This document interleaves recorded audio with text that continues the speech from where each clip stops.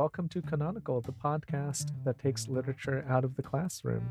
I'm James Shao, and I'm joined by Eyad Darris and Sam Spieler. Hey, Hey. Ho ho.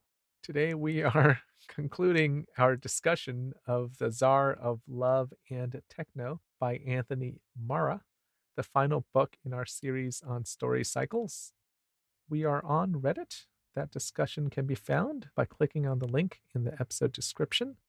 You can also find us on social media at Canonical Pod.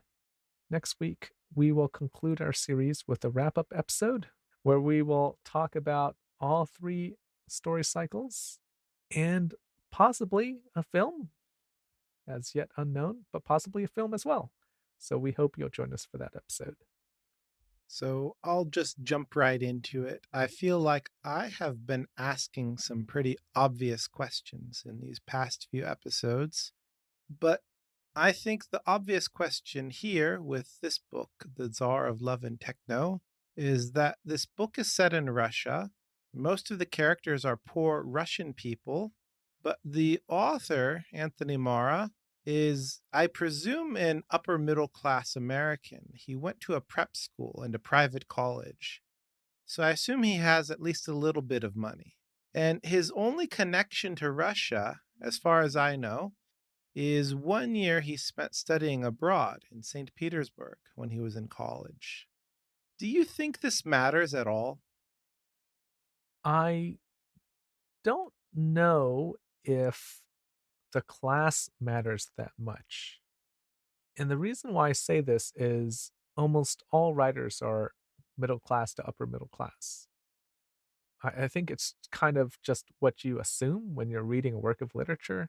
And I think you can examine the biases present. And I think there's certainly a lot of academic work that goes into how the working class is not represented in art the way that the middle class is. But I don't think it matters in the sense that you're talking about, in that it's problematic, besides, the way that these academics would talk about it. Like, nothing specifically here is problematic. We've discussed in the past how anyone can write anything they want, really. That partly it depends on how well it's done, right? But that also the writer has to face scrutiny for doing so. So it kind of depends on how successful the writer was. If this was absolute trash, people would probably be pointing to those things more. Yeah, like, I can totally write a very tasteful drama about black slaves from the 1860s. You're talking about success. I mean, how do you measure that success that makes it acceptable for him to write about people whose lives are very different from his? Oh, I don't think I can define it necessarily. I think it's subjective. I think enough people liked this, so we haven't been talking about that very much. We, the general we, not the three of us. I mean, compare this to Kiran Yaga. I mean, how is that different?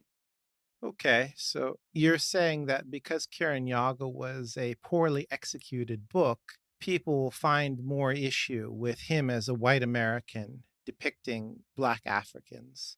But because this book is much better crafted, we don't have as many issues with him as a white American depicting people in Russia. Yes, but also Kiran Yaga was pretty well received. So it really depends on who you're asking and what groups you're asking. I think Mara humanizes these characters. And the biggest criticism I can lob at Mara is that they do not seem authentically Russian or Chechen. They seem American. And that's something that I critiqued him for in the last episode.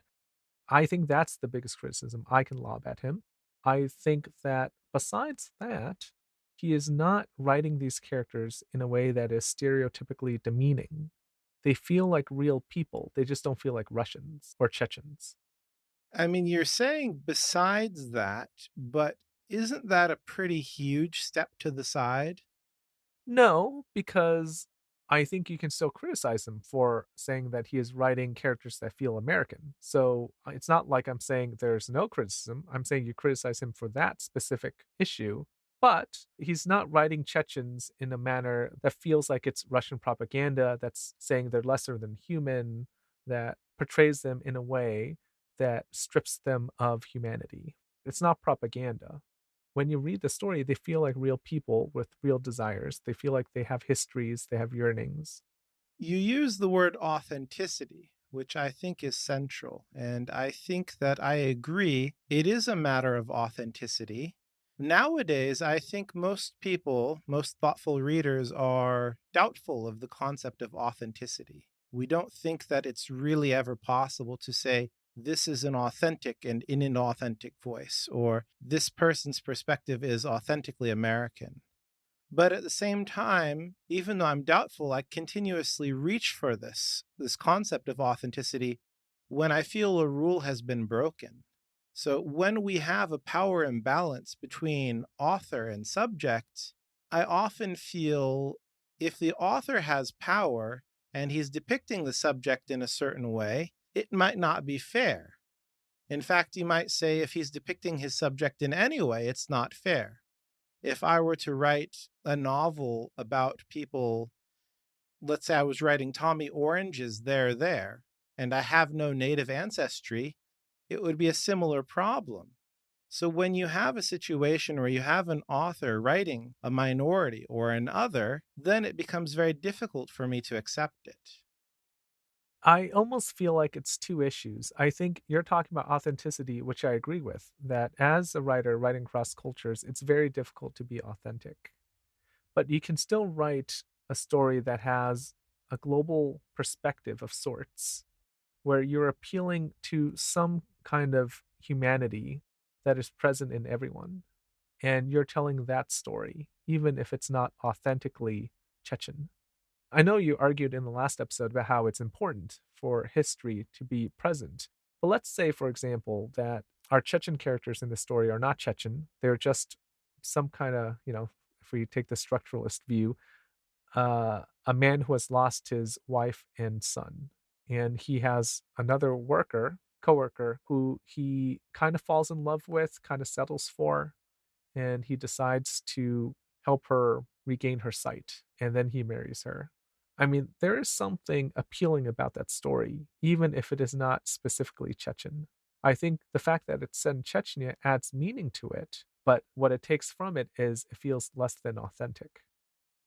I think what you're saying here is a reaction that a lot of people had to this book.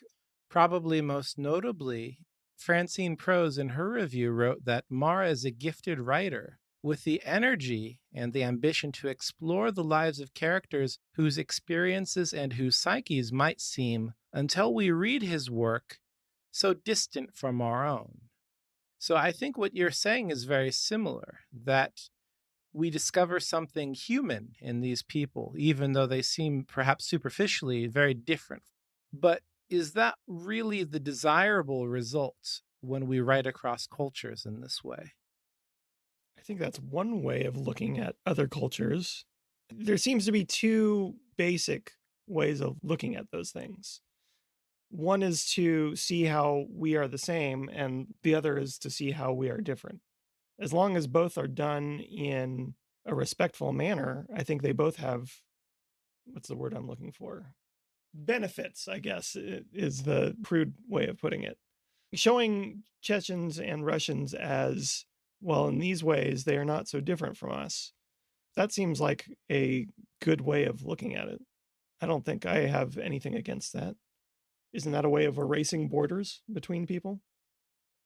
I agree with you, Sam, but I really hate that understanding of fiction. Hmm. I completely agree with you that it is worthwhile, like holistically a good thing, but I just hate thinking about fiction that way, something that brings people together. Ugh, terrible. But I think my take on this is that I believe Prose is herself a writer of fiction, I think. Yes. And I know that among writers, there's this appreciation for other people who are able to do something very difficult. And it's very difficult to write across cultures because you have to do a lot of research.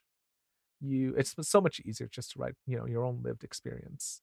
And I think there is always more appreciation from writers who become reviewers for these kinds of endeavors.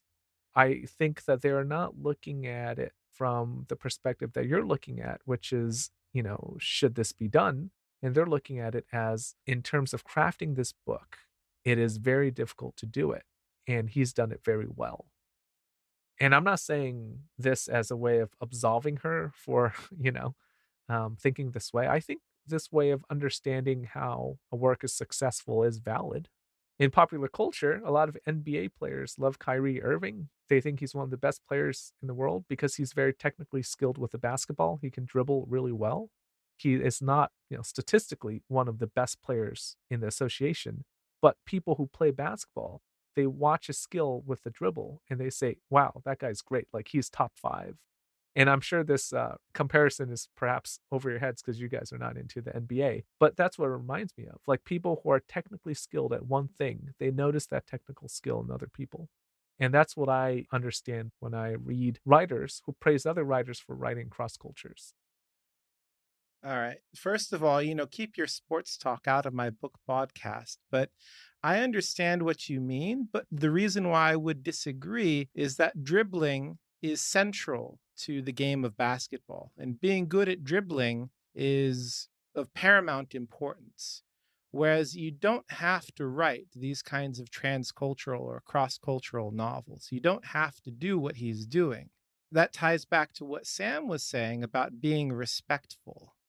And I don't think that Anthony Marra intends any disrespect, but at the same time, I don't know if he is really being as respectful to Russian people or Chechen people as he could have been, not because he intends to be disrespectful, but because he doesn't realize how much of his Americanness is showing.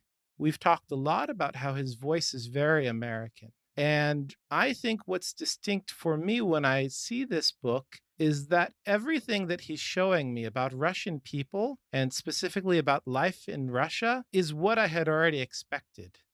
Life in Russia is shit. Life is cheap. The environment is ugly. People hurt each other. Nothing is good. Factually, it might be true. I don't even want to say it's untrue. But what I'm saying is that he's telling a story from a perspective that has a long history of antagonism towards Russia. And so for him as an American to tell this story, specifically that story, it doesn't feel respectful. And it feels like because he has access to this global audience, as you mentioned before, he's the first to tell the story in English. He's preventing other people from telling the story in perhaps a way that's more fair. Is he? You said he's preventing other people from telling a story or that story. Is he, though? I don't mean that he's preventing people from doing it, but rather that because he's an American writing in English and he is connected more directly to the global publishing marketplace, he has more direct access to this content than a Russian writer or Chechen writer would. And that to me, I think it's a power imbalance that it's unfair to ignore.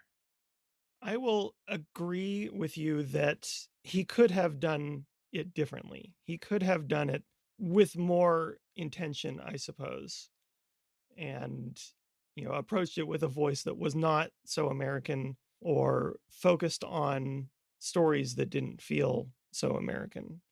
But to his credit, if we take his way of looking at the origins of this, he wrote stories that he wasn't seeing. I feel like that deserves some credit, even if it's minor, even if we're going to slight him for maybe not trying hard enough. The fact is that it hadn't been done.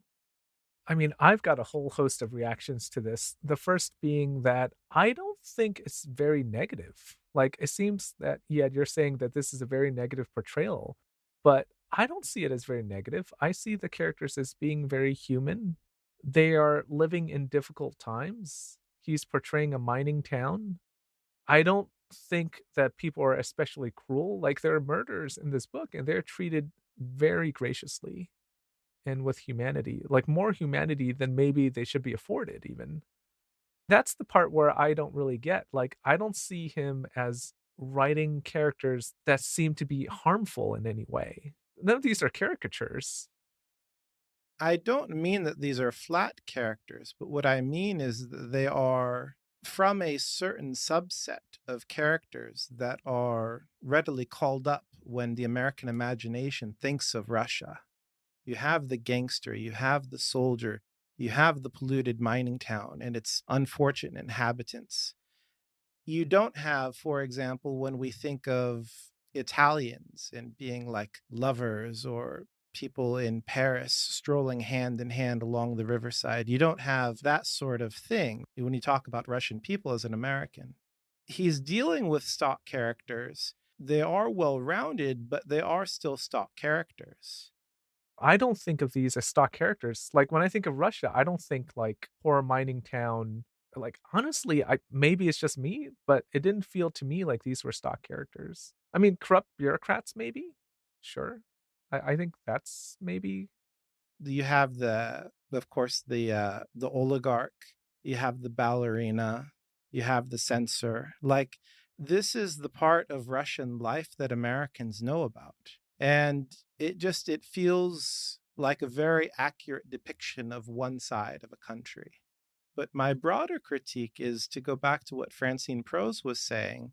She says that he is showing people who at first seem very distant from our own lives, but are actually very close to us. And there's a saying that we should make the strange familiar and the familiar strange. And I think it's the same idea.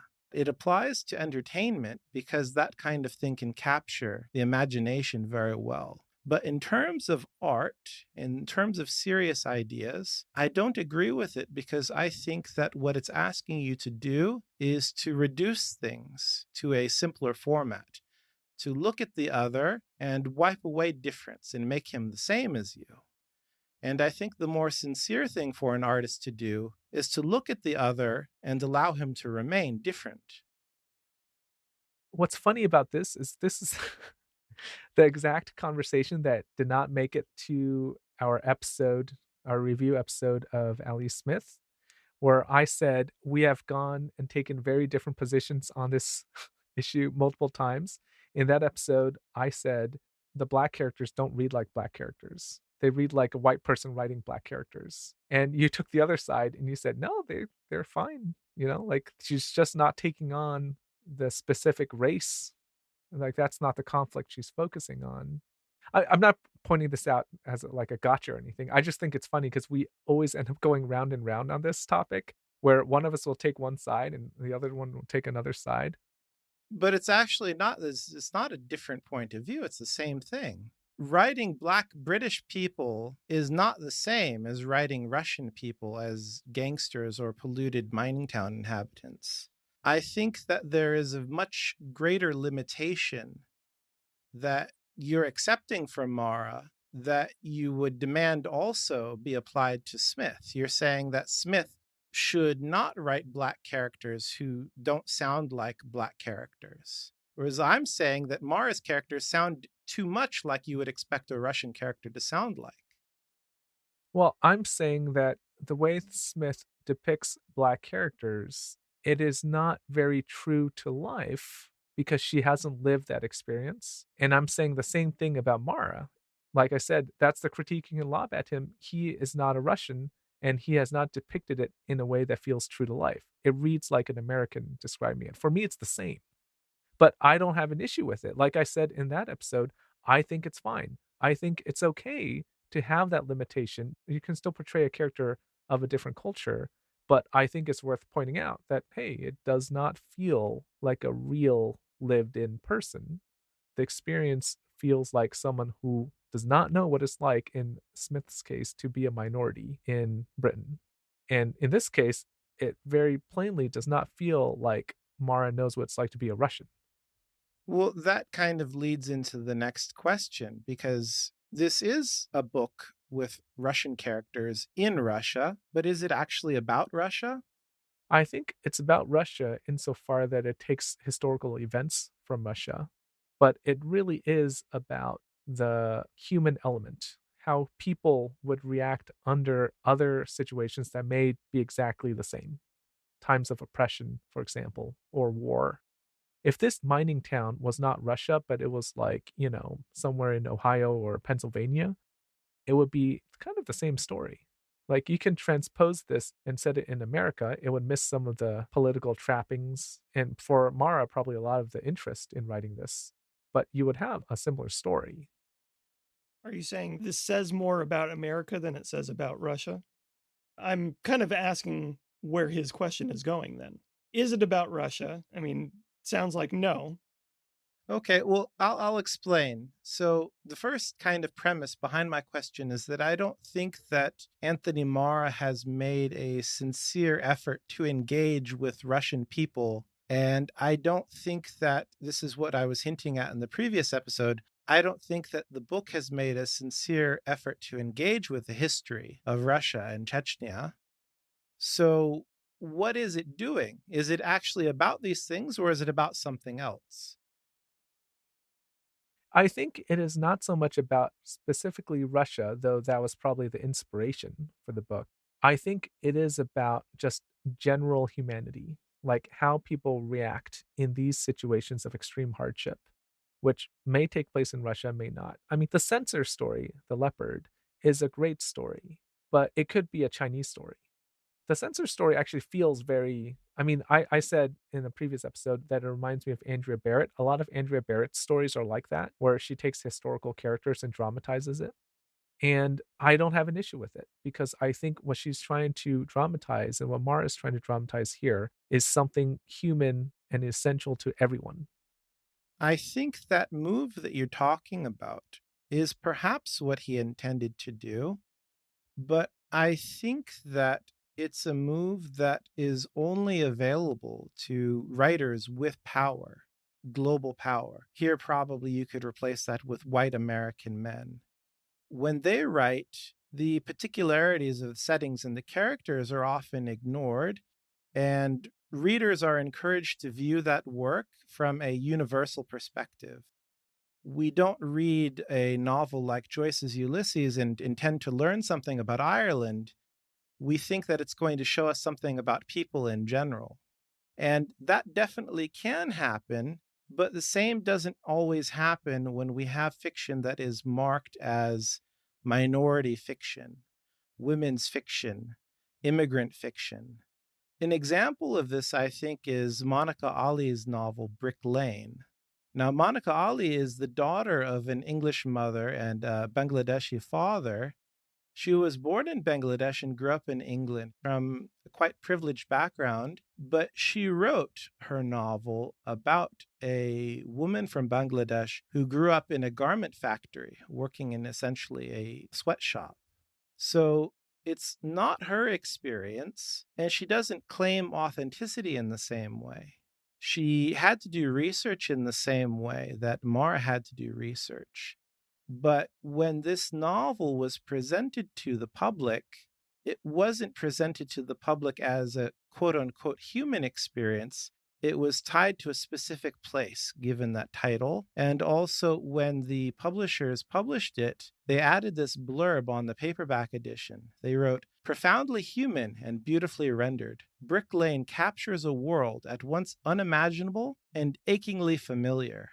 So it's very similar to the move that Francine Prose is making, but it's also mixing in this kind of localized, specific point of view.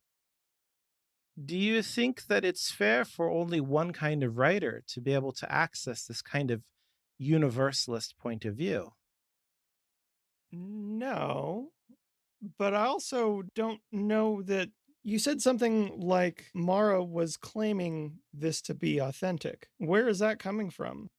I don't know that Mar is claiming it's authentic, but I do think that if you write a novel about another group of people that you don't belong to, there are a host of implications that come from that action alone. I guess so. I get really caught up with the word authentic because it's just such a sticky word. When we bring that up, it always makes me think of going to, let's say, a Japanese restaurant where the chefs are Honduran. And people would say, well, it's not authentic. How much does that matter if the food is excellent, if they were trained in a certain way, or if they went to, they trained under such and such a person and learned how to do it, or they spent a year in such and such a place. How is that different from this here? How is that different from what he's doing? I get what you're saying. I get that the problem is, I suppose, being afforded the ability to speak for someone. Already, I've taken that stance before on this podcast, but the term authentic is what gives me a little squeamish feeling. I agree with you. I also don't really have much faith in ideas of authenticity. My question here isn't really saying that he is inauthentic and therefore bad, but rather that the way that authenticity is used in the creation of fiction and the publishing of fiction is troublesome because certain people can write what seems quite inauthentic, and then when people say, oh, that doesn't feel right, they can dodge that by saying, well, actually, I'm just talking about people in general. What writers can't do that? Like writers of color? Minority writers? Yeah. So I'm trying to connect that back here with the blurb that you mentioned in the back of this paperback edition of Brick Lane. How is that saying that Ali can't do that? I don't see where Ali is being put down or Ali is being told she can't write this way. I think with that novel, it's not specifically that she is told that she can't write the universal story, but that the way that her story had to be presented to the public was as a mixture of something drawn from research, but also something drawn from a particular kind of experience. It had to be drawn from her experience having some connection to Bangladesh and her experience doing some research. It's just the access to this universal point of view is not as clearly provided, I guess is the word for it, as it would be for a writer with power, a white American or white European writer. Well, I don't think you're wrong. I don't feel like this illustrates that point, really. I don't think your premise is wrong, but I don't really see how Mara was treated that differently in this situation. Yet, where do you stand on authenticity then? I think it's kind of a paradox. It's true that if we try to, in the abstract, try to figure out what does it mean to be authentic, we fail. I couldn't define it clearly. But at the same time, when I read the Tsar of Love and Techno, I say inauthentic. Why do I reach for it now? Why does it come to my mind, even though I don't clearly know what I'm talking about? I think, and I don't even know if we differ, but my reaction to this is I read the Tsar of Love and Techno. It's inauthentic. I'm okay with it. I read Ellie Smith portraying a black couple and a precocious black girl. It's inauthentic to me. I'm okay with it. But I think it is worth pointing out in both situations that it's inauthentic. But it's okay because I don't know if it is worthwhile to go any further than saying it feels inauthentic, but when you're writing cross cultures, you can't be authentic. Here, I don't think there's going to be a resolution because I'm talking about something that I care about, and it seems like you don't care about it. Like you're saying, you can mention it, but that's it. That's the end of it. And for me, it's unresolved. But I don't think it's something that can be resolved. To me, it seems like there are two resolutions. One is you can't write across cultures, period. The other is a much more No, there's only one answer. No, I think that you're not doing it justice. I think that you're looking for an alternative, but you're looking for an alternative to something that nobody is proposing. Because I'm not talking about authenticity as a tool towards developing rules. I'm talking about authenticity as a way for understanding how fiction and readers work. My thing is that I want to understand why do people do certain things and why do people react to those things in certain ways. it's not to devise a rule and say in the future, nobody will write a book like the Tsar of Love and Techno ever again, because that's impossible.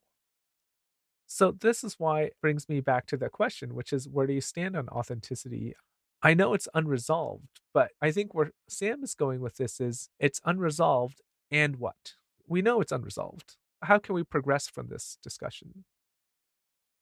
Well, I guess the initial progression for me is if you see this issue in the text and it doesn't seem to bother you as much as it bothers me, how does that affect your estimation of the text and its value? For me, it's a substantial blow. For me, it greatly diminishes my appreciation of the work. Why does it greatly diminish your appreciation of the work? Because as stated, it does not diminish my appreciation of the work. For me, it does because this is something that I would imagine a thoughtful mind would have anticipated. This is something that I imagine a thoughtful artist would have considered. And it seems to me that Anthony Marra did not. It seemed to me that he is calling upon a certain privilege that he has and just running with it. So if it feels like it's not being considered by the writer, if you had a writer who did consider this more, what is the conclusion? Is it to not write it? I think the conclusion might be to not write it, but here I guess you're going back towards establishing a rule. And I'm not interested in establishing a rule. I'm interested in why did Mara think that he should write this kind of book? And I'm saying that he thought that he could probably approach something universal in it. And that to me, I think, is a conclusion in and of itself. And I think that that's the discovery that we have when we think about literature in this way that's valuable in and of itself. So where do you stand on this conclusion? Because that's the one I happen to agree with, that you can reach something universal by depicting people who are not of your own culture. I think that it's true that you can reach something universal. I don't know if it's true that you can do it always by writing about people of different cultures, but you could do it by placing more of a burden on the reader.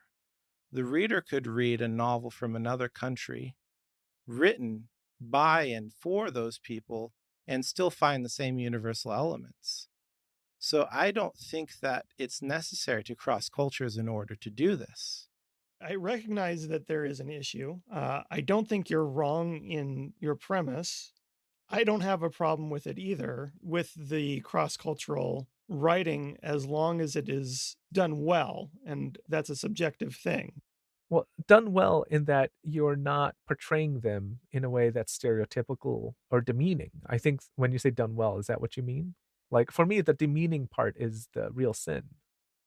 Yeah, I suppose if Mara, as skilled a writer as he is with his prose, if his characters were terrible, inhumane characters, and that's all they were, I would not call that being done well. I think that it cycles back on itself because you talk about it being done well, but I think that his intentions determine what it means for him to do it well. If he intends to write about Russia specifically, then I don't think he did it very well. I think he did it, in fact, quite poorly. If he intends to write from a universal point of view and just to treat Russia as a kind of prop to tell this universal story, then I think you could say that it doesn't matter if the novel shows Russian people from a quote unquote authentic Russian point of view, or if it's actually engaged with Russian history, because that wasn't the point. So we don't know what his intentions were, but it seems to be that he was never intending to really tell a Russian story. I'm coming back to what James was saying though. The so what of this? You wish he hadn't done this, or you wish he had done it better. Well, the point is to understand this book. And what I'm saying is some people understanding this book would say it's about Russia, and I'm saying that it's not about Russia. And some people would say that it's meant to be a universal point of view. And I'm saying, yeah, but if it's a universal point of view, Is he using that universalism as a way to avoid dealing with Russia and its history and its people in an authentic or at least sincere way? And I would say, yeah, that's what he's doing. You're looking for the so what, but I think this itself is the knowledge. Let's take a break. When we come back, we'll talk about cosmonomads. We'll be right back.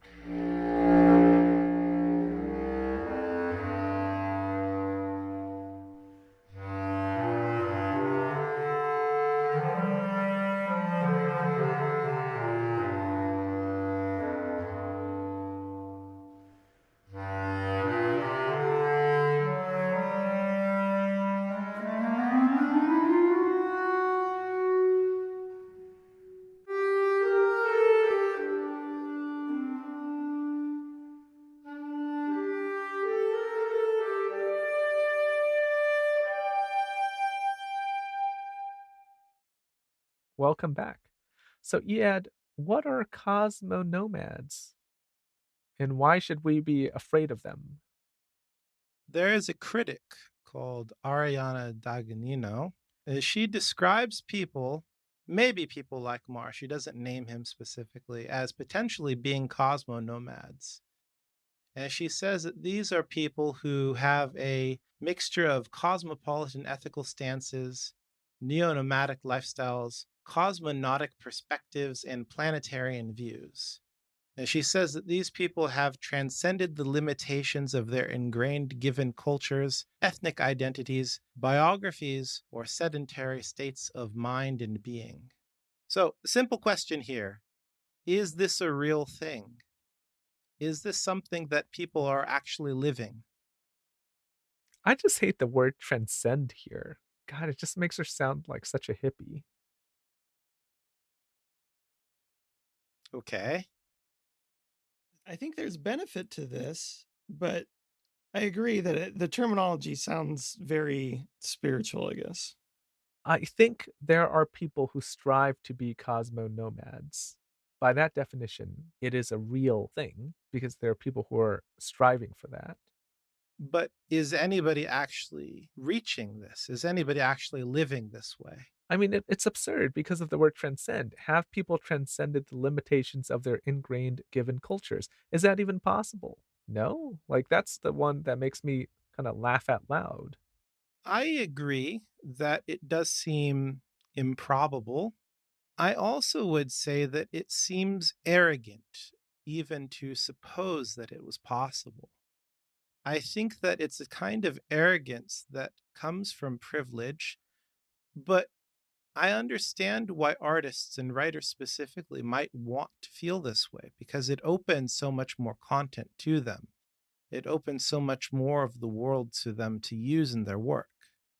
Now, that said, even though I am very dubious of this as something that's real, I wouldn't say for sure it's impossible because we are on a trajectory. I think that for an American like Mara to write about Russia in 2015 is very different from an American to write about Russia in 1815. So things are changing, but what does that mean in the future? Are we moving towards this?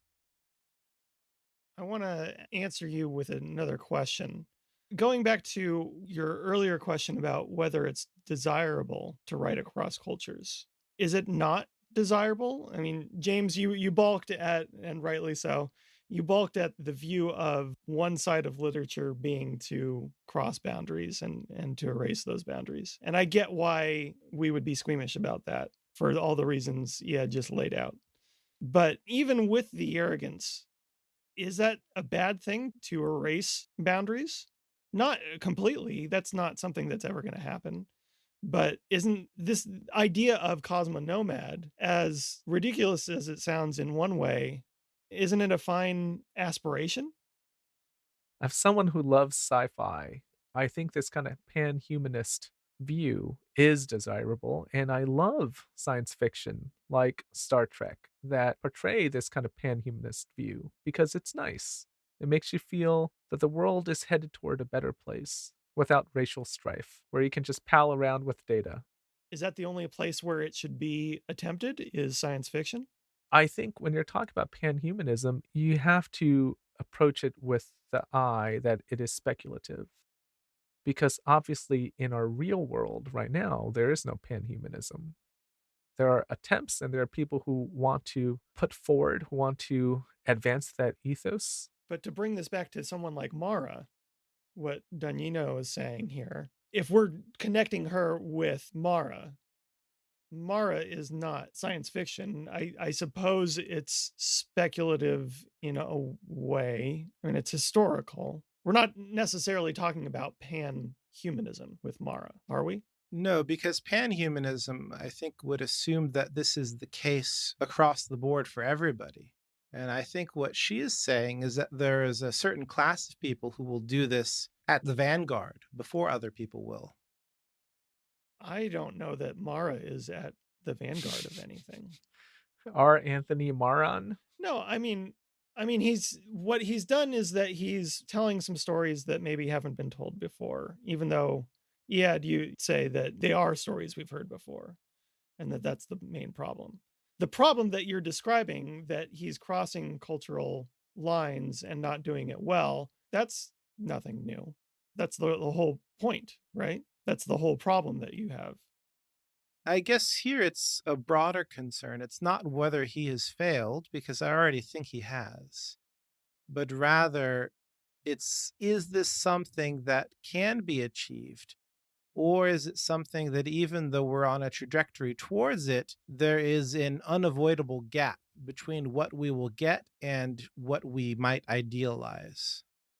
Yeah, I think there is a unavoidable gap, and I think there always will be, but I think you can close that gap, not completely, but you can approach the close, Why not completely?